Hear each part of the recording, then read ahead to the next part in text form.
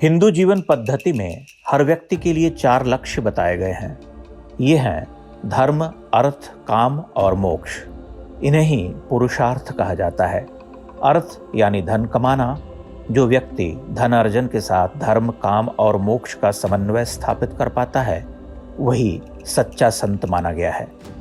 बात एक ऐसे उद्योगपति के बारे में जिनका जीवन सनातन मूल्यों का जीता जागता उदाहरण है, जिन्होंने अर्थ यानी धन का सदुपयोग समाज के कल्याण और धर्म के उत्थान के लिए किया। ये कहानी है डालमिया समूह के संस्थापक जयदयाल डालमिया की। सुना रहे हैं उन्हीं के पुत्र रघुहरि डालमिया।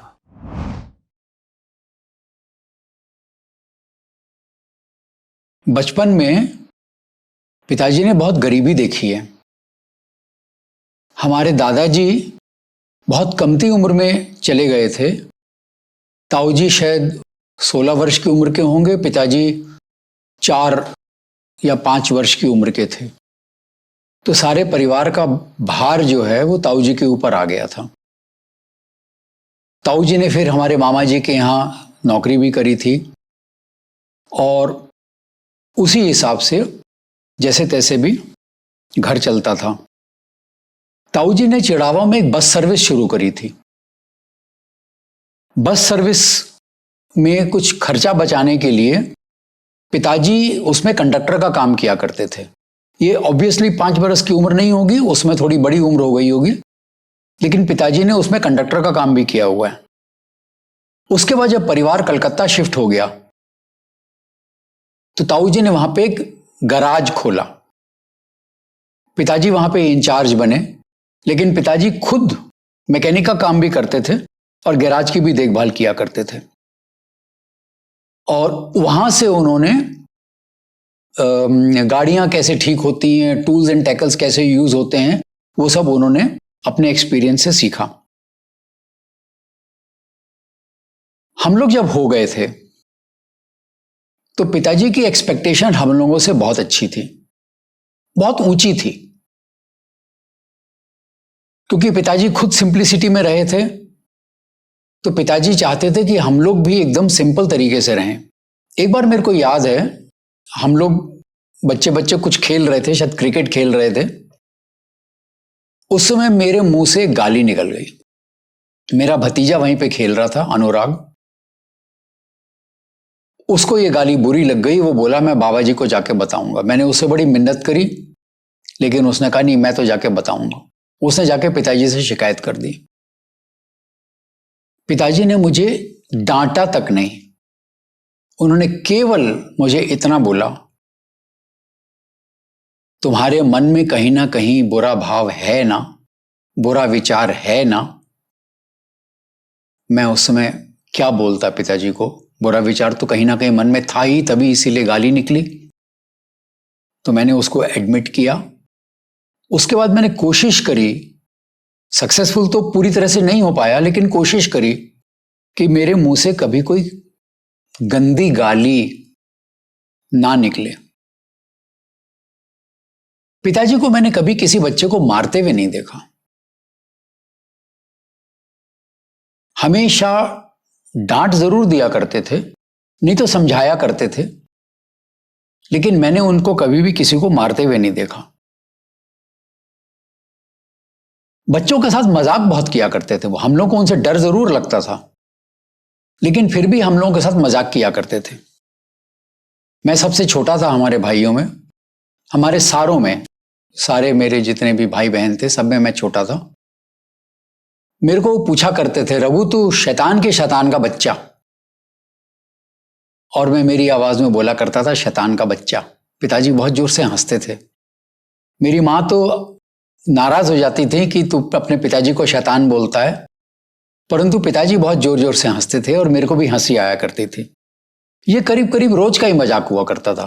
हफ्ते में 2 या 3 बार तो ये मजाक हो ही जाता था। एक बार ऐसा हुआ, स्कूल के अंदर एक बच्चे ने एक मेरे से पहेली पूछी। उस पहेली के 2 मतलब निकलते थे। अगर आप एडल्ट के हिसाब से देखें तो उसका एक एडल्ट मतलब भी निकलता था, और अगर आप उसको एक सिंपल तरीके से देखें तो सिंपल मतलब भी निकलता था। मेरे को जरा भी भान नहीं था। मैं तो सिंपल तरीके की बात कर सकता हूं। घर आए, उस समय खाना रसोई में खाया करते थे, तो मैं बैठा जीमने के लिए, अम्मा जी पिताजी वहीं पे बैठ के जीम रहे थे, साथ में हम लोग जीमने लग गए। मैंने बाई द वे पूछा, पिताजी एक पहेली पूछूं? बोले हाँ पूछो। मैंने वो पहेली उनको दोहरा दी। मेरी अम्मा जी का चेहरा फक, रसोइये का चेहरा फक। मेरे को नहीं समझ में आया क्यों, परंतु पिताजी ने सोचा। सोचने के बाद मुझसे पूछा, बेटा मेरे को नहीं समझ में आ रहा है इसका आंसर क्या है, मेरे को तुम बताओ। मैंने उनको वो सिंपल वाला आंसर बता दिया। सिंपल वाला आंसर सुन के वो बहुत खुश हुए, बोले हाँ ये तो मैंने सोचा भी नहीं था। उसी समय मैंने देखा कि मेरी अम्मा जी और वो जो रसोइया था, वो उनकी जान में जान आई।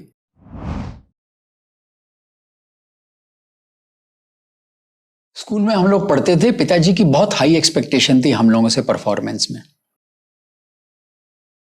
हमेशा वो बोलते थे कि गणित के अंदर 100 नंबर से कम नहीं आने चाहिए, 1 नंबर भी नहीं कटना चाहिए। अगर कभी ऐसा हो जाता था कि 100 में से 99 नंबर आए, तो पिताजी हमको थोड़ा सा, अरे मुन्ना 1 नंबर कहां कट गया तुम्हारा, इस भाषा में बोलते थे। डांटा कभी नहीं, लेकिन वो इसी भाषा में बोलते थे। मन में थोड़ा बुरा लगता था कि यार 1 नंबर कट गया तो ऐसी कौन सी बहुत बड़ी बात हो गई।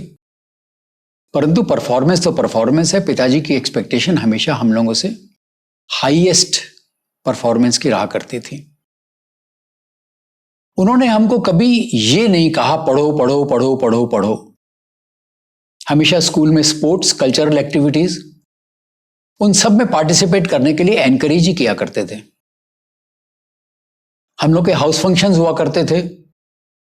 अगर किसी हाउस फंक्शन में हम लोग पार्टिसिपेट करते थे तो अम्मा जी पिताजी दोनों हमेशा उस फंक्शन को अटेंड करने के लिए आते थे।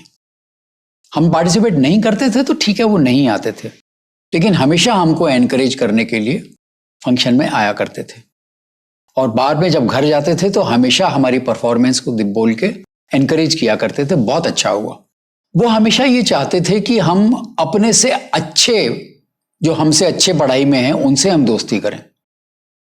मेरे को ये बात थोड़ा कमती समझ में आई, क्योंकि मैंने ये मन में सोचा कि अगर उस बच्चे के पिताजी भी उसको ये बोलते होंगे कि तू अपने से अच्छे बच्चे से दोस्ती किया कर, तो फिर वो तो मुझसे दोस्ती नहीं करेगा। तो ये बात मैं कभी भी अपनी लाइफ में इंप्लीमेंट नहीं कर पाया, परंतु वो हमेशा यही बोला करते थे। उनका पर्पस तो सिंपल था, अच्छे बच्चे से दोस्ती करोगे तो तुम पढ़ाई में अच्छे और बनोगे।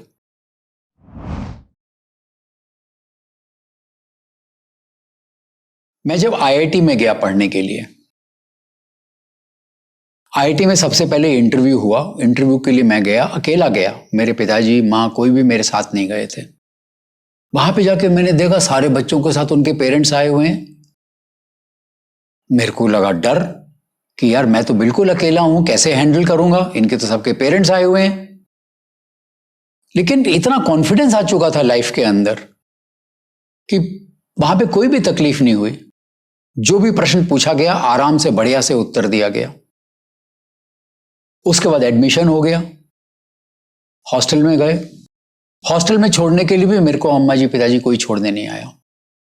बाकी जितने भी बच्चे थे हॉस्टल के अंदर, सबके माँ पिताजी उनको छोड़ने के लिए आए, लेकिन कोई तकलीफ नहीं हुई, क्योंकि सिंपल उन्होंने कहा था तुम बड़े हो गए हो, तुमको जो करना है खुद करना है।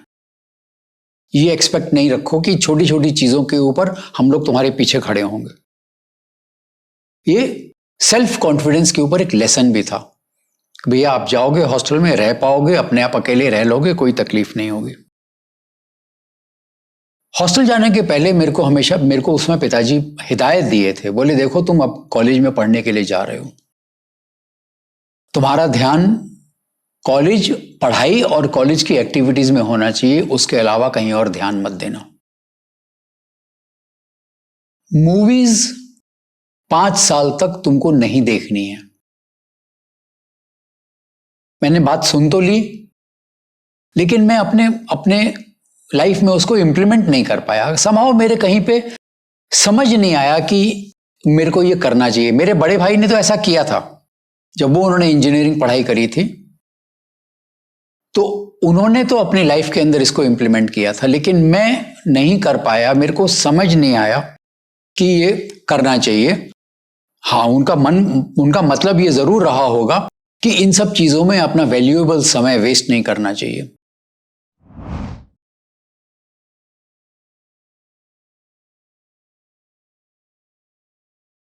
उनकी लाइफ बड़ी सिंपल थी। कपड़ों में मेरे ख्याल में वो उनके पास 4 धोती 4 कुर्ते रहे होंगे। सर्दी के समय एक उनके पास अचकन थी। उसके अलावा मैंने उनके अलमारी में कभी और कपड़े कोई देखे नहीं। टोपी पहनते थे तो टोपी उनके पास हमेशा रहा करती थी। हमेशा वो 3rd क्लास में ट्रेवल करते थे और हम लोग को भी जब हम थोड़े से बड़े हो गए हमको एनकरेज करते थे 3rd क्लास में ट्रेवल करने के लिए। कॉलेज में जाने के बाद मेरे को याद है, मैं हर गर्मियों की छुट्टियों में हमारे फैक्ट्री में जाया करता था ट्रेनिंग पर्पस के लिए। 2 हफ्ता 3 हफ्ता 4 हफ्ता जितना भी उसमें समय रहता था मैं ट्रेनिंग के लिए जाता था। पिताजी हमेशा मेरे को बोला करते थे, तो हवाई जहाज में नहीं जाओगे और ट्रेन में जाओगे तो 3rd क्लास में जाओगे, 1st क्लास या एसी में जाने की जरूरत नहीं है। उस समय एसी 2nd एसी 3rd नहीं हुआ करता था, तो हम लोग आराम से 3rd क्लास में जाया करते थे। मेरे को याद है मैंने आईआईटी के अंदर अनरिजर्व्ड कंपार्टमेंट में भी ट्रेवल किया हुआ है बिना किसी तकलीफ के।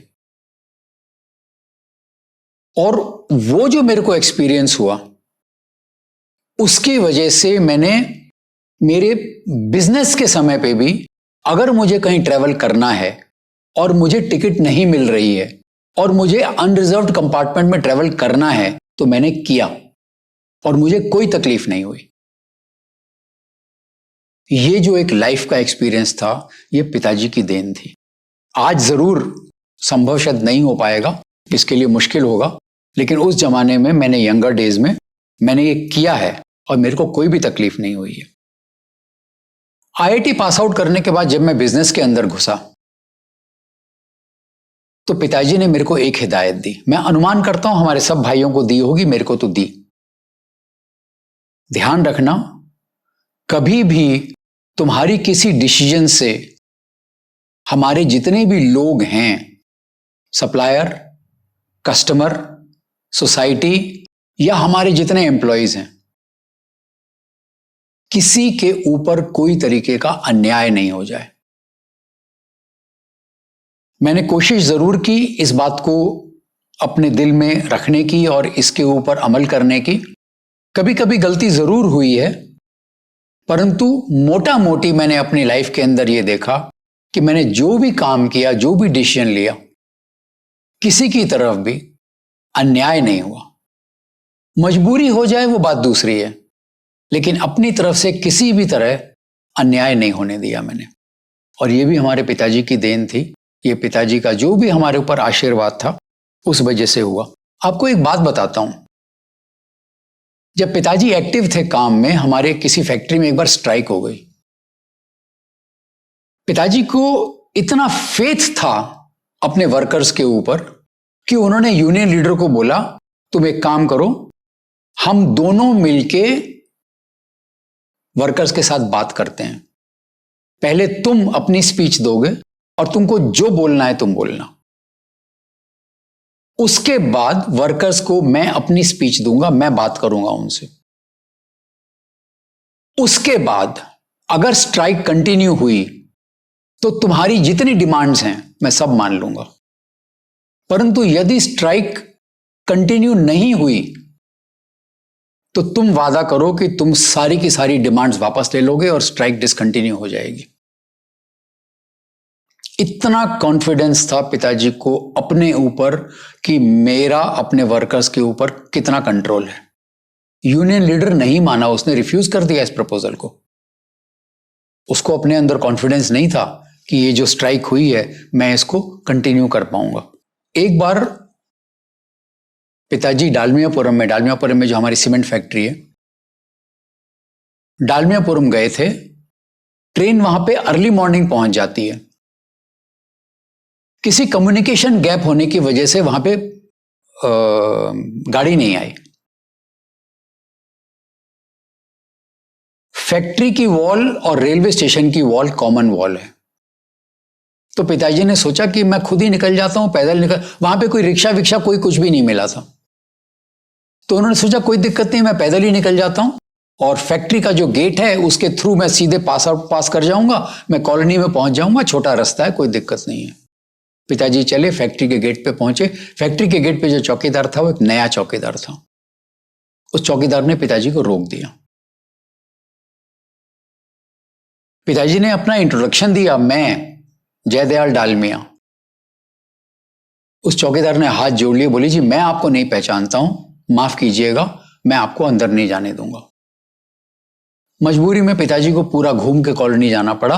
अगले दिन सुबह उन्होंने उस चौकीदार को बुलाया और चौकीदार को बुला के उन्होंने उसको रिवार्ड दिया कि तुमने अपनी ड्यूटी निभाई, तुम मेरे नाम सुनने से तुम घबराए नहीं और तुमको ऐसा ही काम हमेशा करना है, अपने काम में घबराना नहीं है, ये कभी मत सोचना। चौकीदार तो एकदम खुश हो गया। शुरू में तो वो डर गया था कि इस व्यक्ति को तो मैंने रात में रोक लिया था और ये तो यहां का मालिक है, परंतु चौकीदार बहुत खुश हुआ।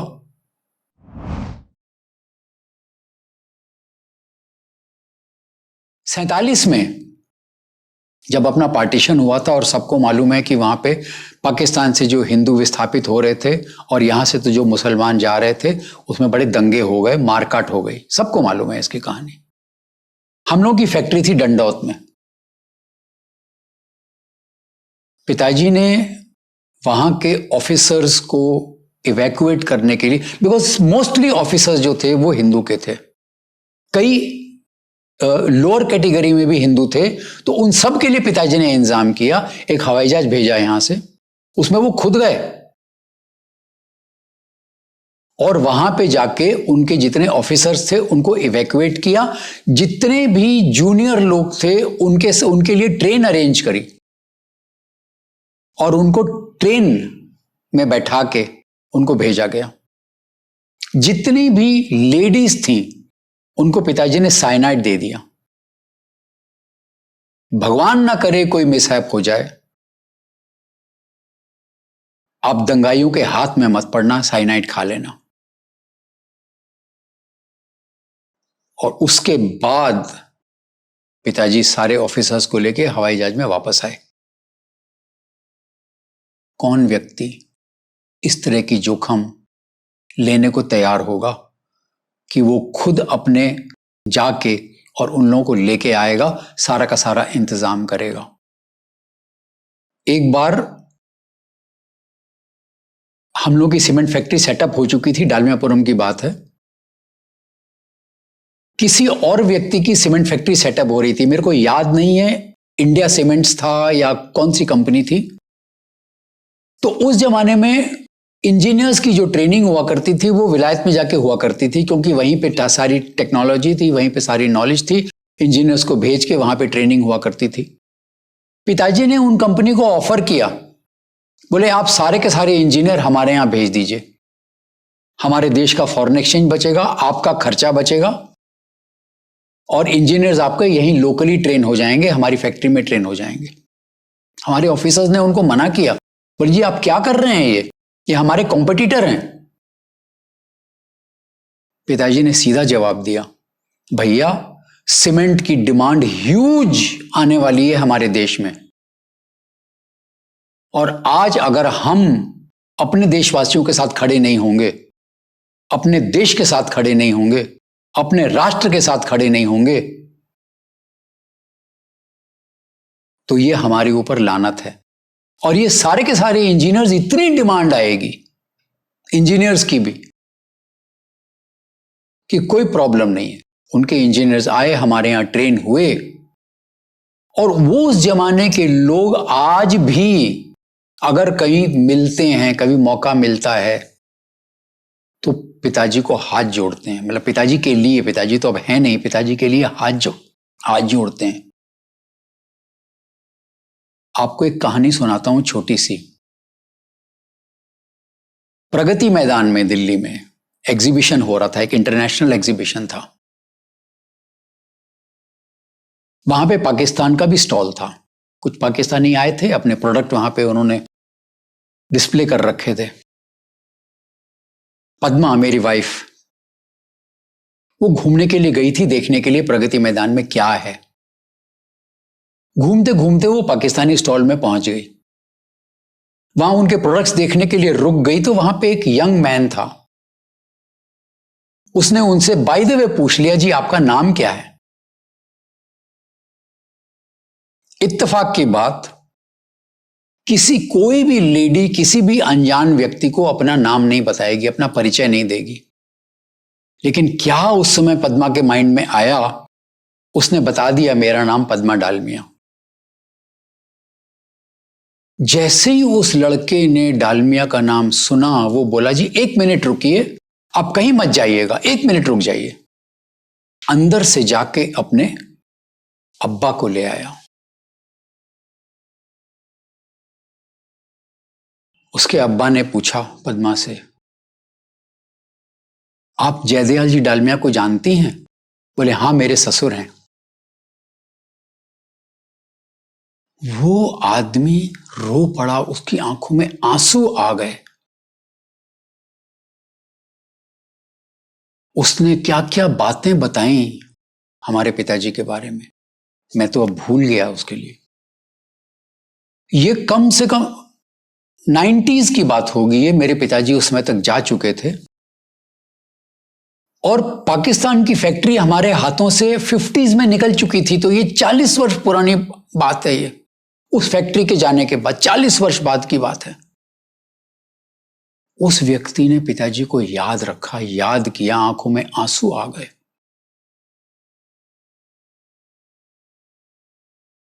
ये पिताजी की रिलेशनशिप थी अपने एम्प्लॉयज के साथ।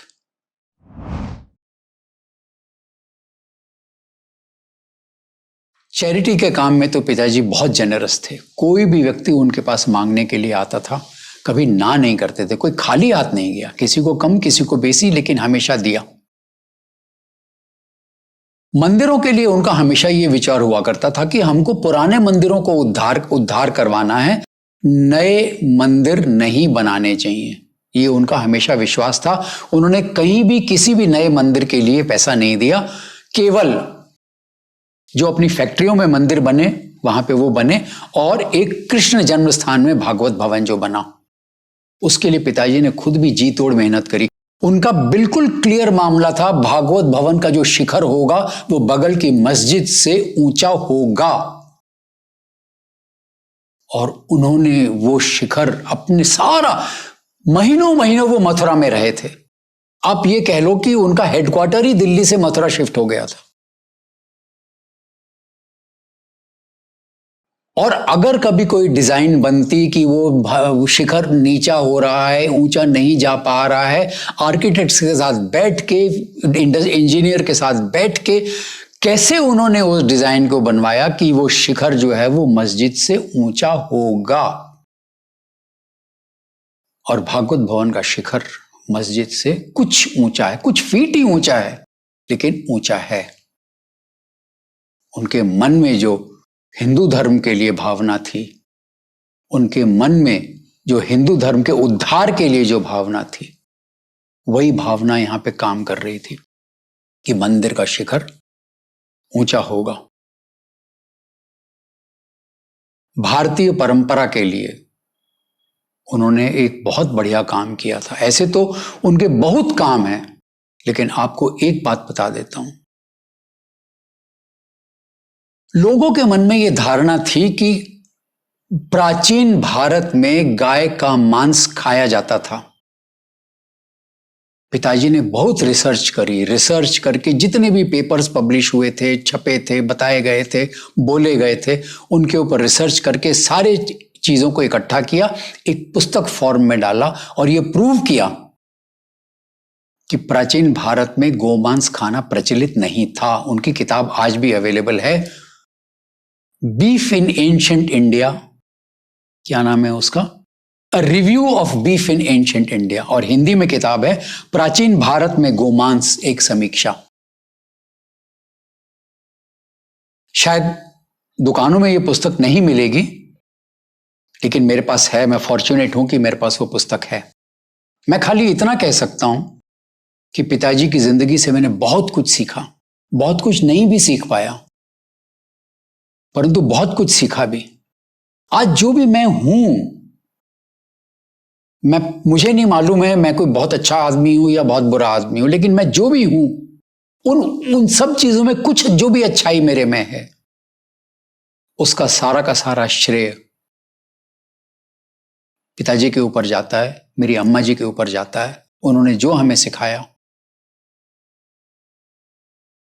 मैंने जो भी चढ़ावा में काम किया, मैं ये बोलता हूं कि 2000 से मेरा पुनर्जन्म हुआ। चढ़ावा हमारी मातृभूमि, वहां पे ऊपर मैं जो भी मैंने संकल्प लेके मैं काम कर रहा हूं, आज भारत का इतिहास, भारतीय परंपरा, उसके ऊपर जो मैं काम कर रहा हूं, ये सारा का सारा कहीं ना कहीं पिताजी का पैशन, पिताजी की सोच, वहीं से मैंने ये सीखा। कुछ परोक्ष में सीखा, कुछ प्रत्यक्ष सीखा, और वहीं से आज मैं जो भी हूं, मैं हूं। बहुत बहुत धन्यवाद।